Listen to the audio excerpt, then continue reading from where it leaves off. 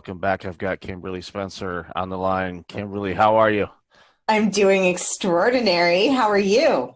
I am awesome. You are the founder and CEO of Crown Yourself. Now, when I saw that title, I had a really good idea what that meant, but tell the audience, why you came up with this organization, the work that it does, and this awesome work that you do. Yeah, so I came up with the idea for Crown Yourself when I was on my honeymoon. Because prior to that, 3 weeks before I got married, I was bought out of my first e-commerce company. And I was on my honeymoon, like, well, now what?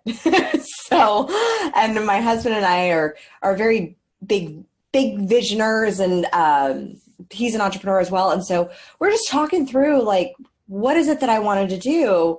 Something that really gave me holistic success, because I'd never had a business. I'd had my e-commerce business, and I'd had my fitness business. And then, like, even earlier, I was a screenwriter in Hollywood. I had my first film produced, which I thought was going to be the highlight, the thing that I've always dreamed of happening. And in each occasion, whether it was, teaching Pilates, or as the president of my e-commerce company, or as a screenwriter, I found myself 90% fulfilled. It was never 100%. And I was like, what is this? Especially with the screenwriting, that one was a big wake up call, because that one was that was a childhood dream come true. And I'm there at the premiere, and I'm like, I'm only 90%. And it was because really what I saw that I love so much, and that I do, and the business that I've always been in, is transforming people's stories. And so when I was screenwriting, what I loved was 2 weeks after the film premiered, a friend of a friend who had come to the premiere with her son messaged me and said, "Hey, your film changed my life, like changed my son's life. Like, he changed his direction, he changed who he was hanging out with, he stopped doing drugs." And I was like, oh, that's what I want to do. Like, that's it. And then with Pilates, it was changing people's stories about their bodies and helping them feel more confident, because I had never felt confident in my body until then. And with my e-commerce company, we sold a back stretching device, and that was to be able to transform people's stories around their back pain. And fortunately, it took me a little while to figure that out, as far as like what my genius zone is. But Crown Yourself really is the amalgamation of all the things that I've always loved doing, do well, and it really fulfills that early childhood dream of wanting to be a princess. And so I figured I'd just build a business around it, around really stepping into what it means to be queen. Because when I look at the parallels of a queen and a entrepreneur, they're very similar. I mean, when you're starting out as an entrepreneur, so often they're doing all the things. And when you think about growing your business, a lot of times a common mistake that I see a lot of entrepreneurs make is that they think that they're going to be doing the same things when their business is pulling in multiple six figures a year or multiple $1 million a year, and they're not. What happens is as you grow, and as you go from that process of like princess in training, which is kind of like the solopreneur struggle, and to the queen of your business, your role changes, and you start delegating the YouTube thumbnails out and the customer service out and other little things, because you know where to sit in your genius zone, and you sit on your throne. But it goes beyond entrepreneurship for Crown Yourself, because I work with a lot of non-entrepreneurs or CEOs or directors of operations. And what it comes down to is really stepping into that position of being the leader of your life and owning your results, positive and negative, not blaming yourself, but owning them. There's a big difference between ownership and blame. That's awesome. I'm glad you found your 10%. And there's so many people that do that, where they get to the top of the mountain, whatever goal they have, and they're there, and they're looking around, and they go, I expected something more. And Mm-hmm. it's strange, because when others look at you and all of these great accomplishments that you've had in your life, it confuses people. They say, wait a minute, Kimberly, why aren't you just completely on top of the world doing cartwheels and all kinds of other fun things because you quote unquote made it? And you're like, well, there's something missing. It's not what I thought. It's like, making some type of a dish, or you're making a dessert or something like that, and you're like, it's missing something, but I can't quite Yeah. grasp what it is. And so I know what that sensation is like. It's like And dark chocolate without the sea salt. well, sure, exactly. That, that's it. That is an extreme correct analogy. Yes, because I've had dark chocolate without sea salt, and it's like, yeah, it's okay. Sea salt, all of a sudden, it just hits, and you're like, okay, Yeah. this is much better. So when you finally realized, okay, that 10% came in, and I know you said it took a little while for you to get there. Hmm. Did you look back on the other things that you've done in the Pilates, the screenwriting, all of these things, and identify, was the 10% anywhere in those things, or were they always going to be just 90% no matter what? I'm just curious if you reflected back on things, going, okay, if I knew this 10% element, would that have changed anything in my past? Yeah, that's such a phenomenal question because I look back and the common thread line has been the 10% is always transforming people's stories, but the modality of basically the vehicle to do it has changed. And that 10% really is like my genius zone is not it, it's not 10 hours a day on set. It's not just like, hey, okay, squeeze your abs here, okay, engage here, okay, give me 10 more. Like that's not like when you really see the 10%, the 10% is always has always been the mindset of how people think about their life, how people think about their bodies, how people think about their pain, how people think about their back pain or their business pain or whatever pain, and the mindset of shifting that, of transforming that into a different story. And that 10% has always been the through line, but it took some digging of me really discovering what it was that was the business that I'm really in and what it was that I do and can do for free. And that's what your genius zone is. Like you have your genius zone, which is the thing that you can do for free, that you absolutely love, that seems so easy, that it's like it's effortless almost. And it goes against any sort of paradigm of hustle and hard work. And it's because it's like, it's fun. It's so easy for you that you're just in it. And when I learned what those were, I was like, oh, okay. Like I can do that, but will that build a business? And yeah, it will. And what the problem was is that with a lot of the entrepreneurs that I work with, the genius zone, it goes against all that plagiarized programming that says, you have to really suffer and struggle to get your success, and all of that indoctrinated programming that generally didn't come from somebody who was that satisfied or that fulfilled with what they were doing anyways, and probably made it to that top of the mountain and was missing that 10%. Because when you're really living in that space of your genius, of that thing that you do so freaking well, and knowing yourself, that space is where you really reign. That's awesome. And my own career journey, I've had multiple careers as well, and got to the top of the mountain, went, I don't like this mountain, and then you went on another mountain, and now the work that I'm doing now is definitely, I found my 10%, and it Yeah. it just flows, and eh, things come almost effortlessly. There's some things that, yeah, of course, there's effort Yeah. and task and whatnot, but the things that have happened, even, I'll be honest with you, even during this pandemic, is nothing short of amazing. Because Yeah.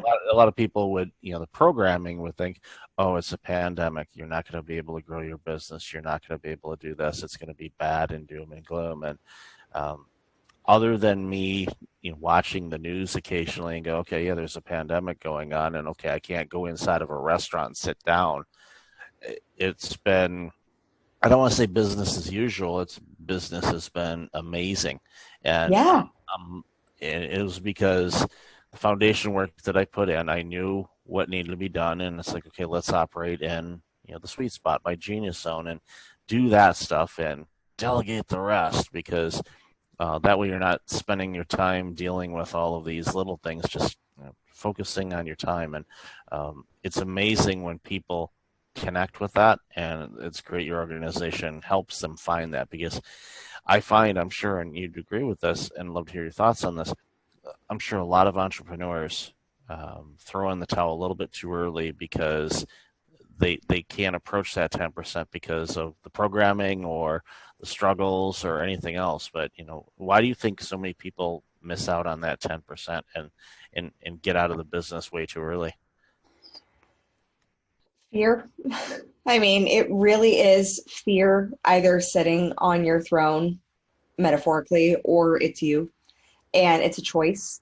I mean, one of my clients, she is a producer in Hollywood, and like the industry shut down. Like it wasn't just, it's like event planning. Like I had, at the same time, I had an event planner, a producer in Hollywood, and a live course creator, and they all had to pivot their businesses within the pandemic, and they actually did better. Like they actually did better through the pivot because it sparked that innovation. And I think that's also one of the things that happens to a lot of entrepreneurs is when you get hit with that failure or that outside circumstance that looks impossible. Like that's when innovation becomes a necessity. But I believe that innovation is always a necessity.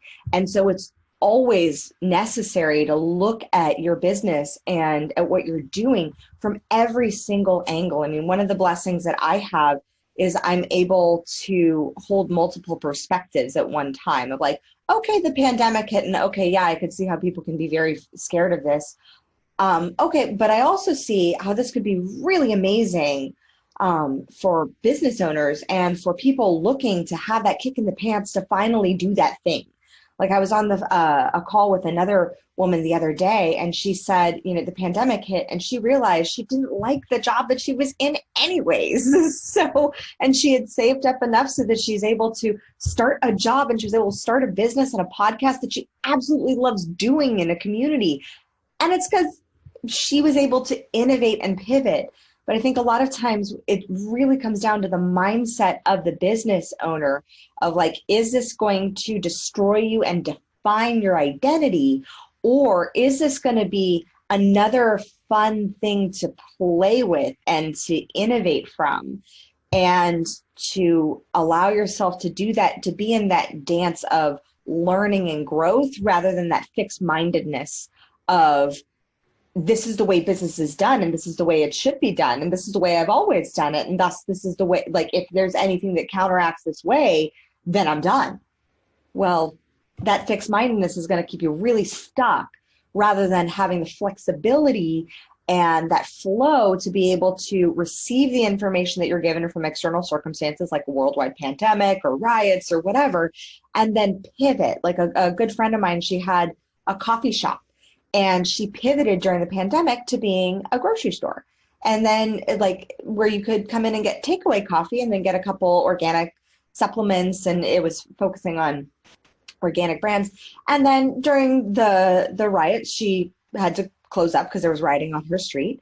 And now she's pivoting into doing an online store instead. Like, but it's having that flexibility to be able to say, okay, cool, here's this information. Am I going to let this information define me? Or am I going to let this information, am I going to be in this dance of allowing for that pivot? Am I going to allow myself to open up to curiosity rather than to steadfastness, in essence, or control? Because when you have curiosity versus control, curiosity is, okay, cool, that happened, that information happened. Like when I was at my premiere and I was like, okay, 90% fulfilled. Cool. I'm curious as to why this is. And then it allowed the story to unfold of me discovering, oh my gosh, what I really love is transforming people's stories. What I really love is shifting the mindset of somebody so that they take different actions so that they get better results in their life. That that's what I really like. But I'm like, I wouldn't have had that had I not had that experience. And I wouldn't have had my business Crown Yourself if I hadn't been bought out of my first e-commerce company.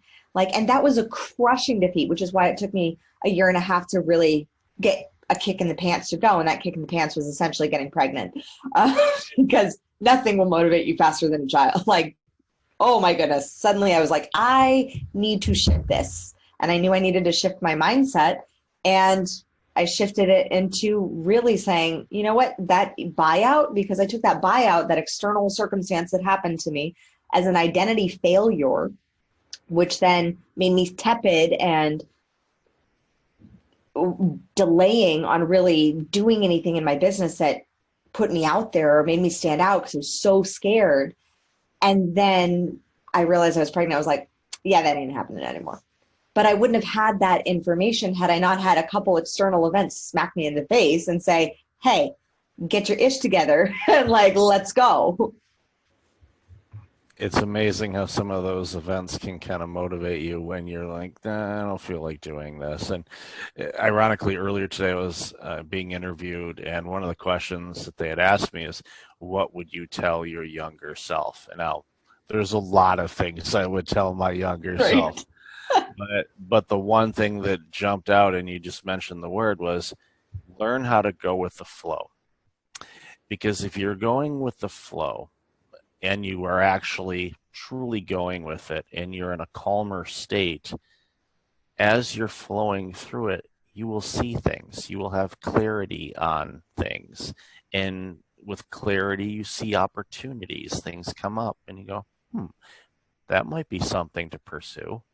And then the next thing you are, sitting in a client's office that is making you a ton of money that if you weren't paying attention, you wouldn't even be in that office. You wouldn't even know that client had an issue. Or connecting with someone in Hollywood. I love the coffee shop analogy.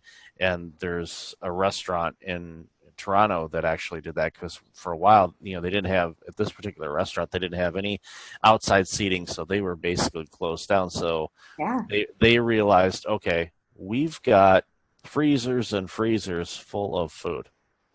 What are we going to do with this? So what they did is similar to what you see in a lot of these meal plan order kits where you can do it. They did the same thing. They said, look, we've got this inventory of food in our warehouses, so let's make meal kits. So you can have our food at home. Here's the kits. Here's all the ingredients. Here's the instructions how to do it. Now, I don't think Kentucky Fried Chicken would ever give away the Colonel's secret recipe, but this restaurant did. It's like, here's the type of seasoning with it. If you can't find that, you can use this kind of seasoning if they didn't have it available. But they were able to pivot. And then as things started to open back up again, they still offer it, but it's one of those things where a lot of businesses now have a new offering. They've actually grown their businesses. So when things open back up again and they get to whatever normal is going to look like, many of these organizations went from being, one trick pony to having all this diverse offerings, which is going to bring in more customers and grow their business. And that wouldn't have happened if they didn't get kicked in the seat from a pandemic. They would have never said, hey, let's have some meal kits. That would have never happened. Yeah. And having that mindset of innovation, and really like weekly even thinking, okay, what could we do in our company? Like, this is a question that I pose to my team every week of like, what could we innovate? Like, what is the system that maybe we could make better? Like, how could we make this better? How could we make our enrollment process better for private clients? How can we serve our community better with a product or a program that would, like, for example, I'm just launching a low-cost membership because I know the power of the mindset. And so I wanted to make it so easy and so accessible that it's like almost a no-brainer that people who have been a little down on their luck during the pandemic can come in, they can get physical training and the mindset training to really get them that holistic success to where they're able to navigate those waters a little bit more and flow with the river instead of like clinging to a rock on the side, so scared that they're going to fall off a waterfall. Because when you flow with the river and you allow yourself to be part of the river, the waterfall is not fearing falling off the rocks. That's where it naturally goes, but then it goes into a beautiful pool and a lagoon, and you're able to flow from there into the ocean. So I mean, the water constantly is moving, but sometimes as humans we get so scared of like, oh my gosh, if I go with the flow, then I'm just going to fall off these rocks and to my peril. And I think of it like bungee jumping. Like it's that sort of feeling, and I think this is a feeling that leaders really need to be keen on, is where do you feel fear that stimulates growth and excitement? And where do you feel the fear that's like that intuitive, like, don't do that.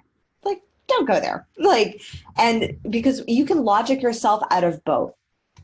Our brains are super powerful, especially if you're smart. Like, so you can logic yourself out of both. Like choosing to stay in the Gold Coast of Australia with my family, seemed crazy. I mean, and I know now, like when certain people in my family circles or who follow me on Facebook say that you're gonna do what? That's crazy. And here's all the things that could go wrong. I'm like, oh, cool. I'm doing something right. Like there's certain. I'm like, oh, thank you for that feedback. Okay, I know I'm on the right path, because a lot of times, and this is something that I've heard countless times from my clients, is their success normally comes after that. I don't know how this is going to work out, and I know this seems crazy, but let's just give it a go. And it's that after that next statement, because that statement leaves you up for so much possibility. It leaves you open to surrendering the how, which so many people get tripped up on. Yeah, I love the analogy you just shared is like when someone says, "Oh, that's going to be all this, it's going to be bad, it's going to this." It's like when people tell you to zig, you should zag. And there's a book actually called Zag that kind of talks about that. Yep. But I found in my life that when I knew that, okay, a lot of people are telling me I shouldn't do this, but deep down I sense that I'm going to regret not doing this. It may blow up. Great. If it blows up, they can tell me, we told you so. Sure. Okay. That's fine. But I'd rather be in the game and get knocked down than to just stand on the sidelines and go, oh, I wonder if I'm ever going to play. I wonder what we're going to do. And it's just, that's what moves things forward. You think of all the innovations, all the inventions, everything that we're doing. Come on, Zoom that we're using Yeah. right now. Somebody took a risk and they said, you know what, we need to launch this. And I'm sure for the longest time, there was a lot of money that they had to put into it, personal and everything else. It's obviously paid off for them now. And because half the planet, if not more, is using it now. Sometimes I always wonder, it's like, is this thing going to connect when I click OK? Just because everybody's using it. It's like everybody's on the internet. If in your building or something, like, oh man, I can't get anything fast. But long story short, you need to take the risks. And Mm-hmm. yes, your brain can talk you in and out of everything. And sometimes you have to tell the amygdala just to shut up and go with what your heart says. And does this look good? Because you're going to go through, unless you're just aimlessly just doing things without thinking about anything, you're going to go through a process of thinking things through. You're going to look and go, okay, well, there's this and there's this. I'd much rather go through life and do those things and have things fail than to not do anything and have regret. Because believe me, you blink and you go, how in the world did I get to this age? And then I did the math and I go, okay, that's how I got to the age. But you got to get into the game. And I Yeah. find too many, it's weird because so many, and I'm sure you see this with your clients, when they launched their business, they were gung ho. This is going to change the world. This is going to be the greatest thing ever. And somewhere along the lines, they get hit either by it's not happening fast enough, or expectations, or somebody said something, or who knows what. And those are the barriers you got to punch through and just keep marching on. So I'm sure you see that with a lot of the people you talk with. Yeah. And it's speaking of failure, my husband and I just recently watched First Man, the movie about Neil Armstrong. Ryan Gosling in it. Fabulous movie. Because talk about failing forward. Like failing forward in a situation where people died in order to get to the space over the course of, I think it was like 8 years to get on the moon.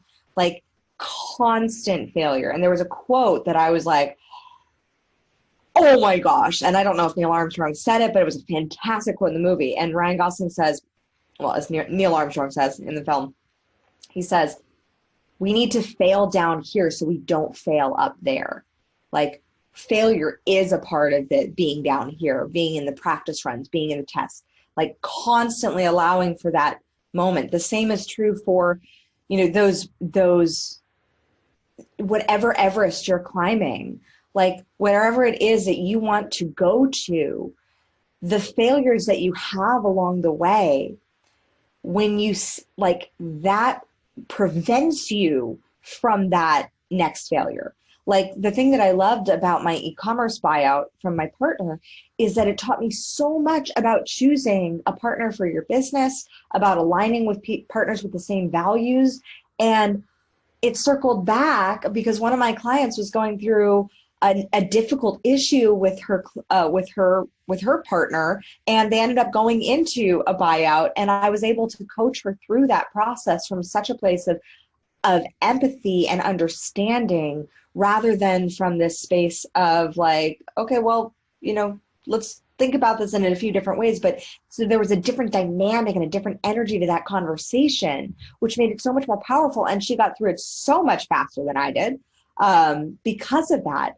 And like looking at those failures that we have down here while we're in, as we're climbing, the failures that we're having, those set us up for where we're going. Those allow us to have the certainty of our success. Those allow us to have that belief, that resilience it's a muscle that has to be trained like every other muscle. Earlier today, I had another podcast interview, and the gentleman I interviewed said something similar to the, keeping the failures down here. And his quote was, keep the small problems small. Don't let them snowball into a big problem or gather other small problems where it's this huge problem that you can't address because you don't know where to look. It's just so big. You're like, where is this problem? We don't know where to even begin. So failing down here, I love that quote. And I've seen that movie, but I forgot that quote. So when I watch it again, I'll have to look for it because that is an amazing quote. It sounds like something Armstrong would have said, but this in Hollywood. Sometimes the screenwriter has to add a few things to it to liven it up a little bit, because sometimes life isn't as Hollywood-esque as the consumer would like it to be. Yeah, and the thing, like that movie had some really great ones, and The Greatest Showman is like the movie that's my favorite movie, bar none, of just like some massive wisdom drops. One of my favorites is men suffer far too more from imagining too little than imagining too much. And it's so true. The vision and holding that certainty, like so often, if you're of the belief that you believe that your success is going to happen no matter what, then getting knocked down by a little failure or a little problem or something like that, it doesn't faze you as much because you're like, oh, I'm still going to be successful. But so often what happens is people take their failures, like I did, and I know this from personal example, like as an identity crisis.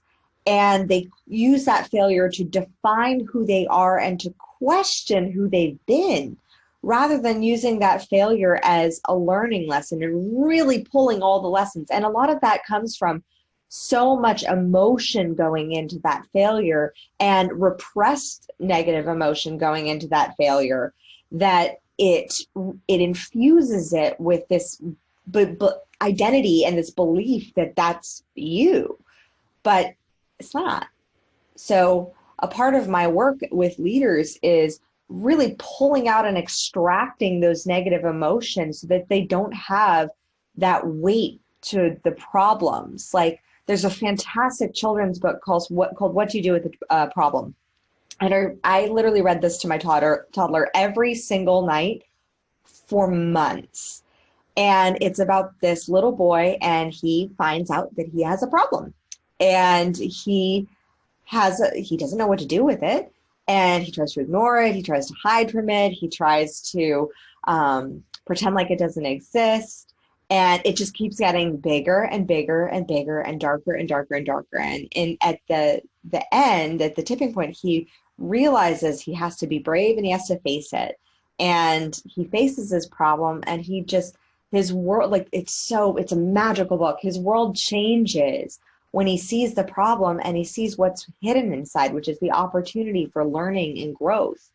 And so often we look at a problem from the perspective of the problem rather than from the perspective of, if I'm looking at this from the future me, a year from now, how would I look back on this problem? Would I look back and just kind of laugh at it? Like, be like, oh, that's so silly. Like, oh, remember that customer service issue? Okay. That was a good one. That was a good lesson. It allowed for us to have a new policy. Or, oh, do you remember that launch? Oh yeah, that bombed.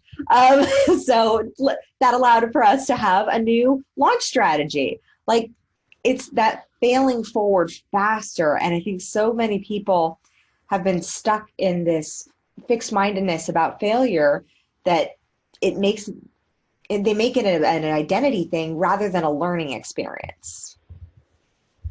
You know, that children's book should be in the leadership section as well, because if leaders would recognize that within every problem there is an opportunity and say, okay, what can we learn from this to do something better and more effective and efficient for who we serve, who we work with, it would be an amazing, amazing book to belong in the leadership section as well as the children's one. So, oh yeah, the author did a series of 3. It's what do you do with a problem, what do you do with an idea, and what do you do with a chance. And those 3 books are my favorite books, and I even recommend them to my clients. And I tell them to read it out loud, because your brain will recognize your own voice, to their dog or to their kids, but read it out loud, because I'm learning every time I read it to my son. And he's learning every time he hears it from me. And so it's this great dance of continual repetition of the knowledge, of trusting in your ideas, of allowing yourself to see the opportunity and problems, of taking those chances, even though they scare you, even though you've fallen down. And it's like those 3 books, I recommend them. I give them to everyone. Like, I could not be a bigger cheerleader for those books. That's awesome. I love this. So, Kimberly, I've loved our conversation today. Where can people find out more about you and this incredible work that you do? Yeah, you can find out more about me at crownyourself.com. And if you love this interview, please take a screenshot of it, post it in your Insta stories, tag me on Instagram at Kimberly.Spencer. And I would love to hear your breakthroughs, your breakaways, your ahas, and your takeaways in my DMs. So you can hit me up on Instagram at Kimberly.Spencer and check out all of my awesome products and programs at crownyourself.com. That is awesome. And yes, I highly encourage everybody to do that. And I'll have that information in the show notes. So, Kimberly, thanks so much again for this. I really appreciate you and this work that you're doing. It's making a huge impact on the world. So thank you again, and enjoy the rest of your day. Thank you so much, Michael.